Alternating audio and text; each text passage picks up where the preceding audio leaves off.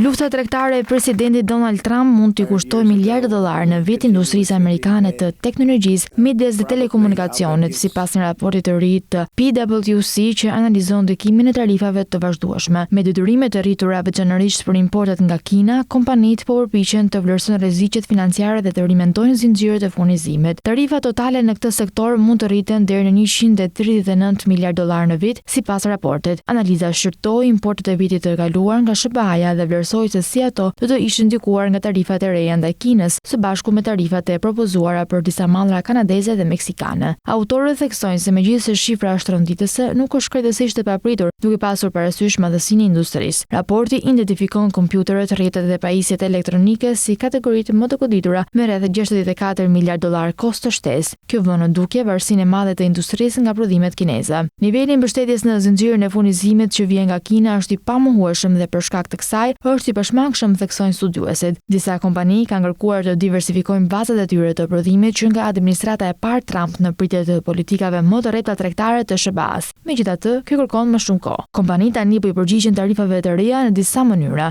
Një përqindje e vogël po i zhvendos në mënyrë aktive zinxhirët e furnizimit nga Kina ose po riklasifikon pjesë të furnizimit për të anashkaluar detyrimet e reja. Ndërkohë, shumica po monitoron nga afër negociatat dhe po përgatitet të veprojë. Autorët theksojnë se do të duhet pak kohë që konsumatorët të ndjejnë presionin nga këto tarifa. Ndryshe nga luhatjet e çmimeve të naftës, ku kostot ndryshojnë brenda natës, elektronika e konsumit dhe teknologjia e ndërmarrjeve prirën të përjetojnë zhvendosje të vonuara të çmimeve. Nuk ka një dëshirë për të qenë shumë reaksionar sepse zinxhiri i furnizimit, madje edhe shitja me pakicë varen shumë nga qëndrueshmëria. Nuk mund të kemi çmime që ndryshojnë çdo ditë për diçka që qëndron në raft, shpjegojnë analistët. Ndërsa kompanitë mund të përballojnë disa humbje fitimi afatshkurtra, ndikimi i vërtetë e konsumatorët mund të kërkojë disa muaj për të shfaqur. Megjithatë, impakti i këtyre tarifave mund të shtrihet për te industrisë së teknologjisë, pasi shumica e industrive në rritje mbështeten në infrastrukturën digjitale. Shumë kompani kanë integruar modele të mëdha gjuhësore në platformat e tyre softverike të bazuar në cloud, ndërsa kostoja e çipeve të inteligjencës artificiale që përdoren për të trajnuar këto modele rritet, pasojat mund të ndihen në shumë sektor.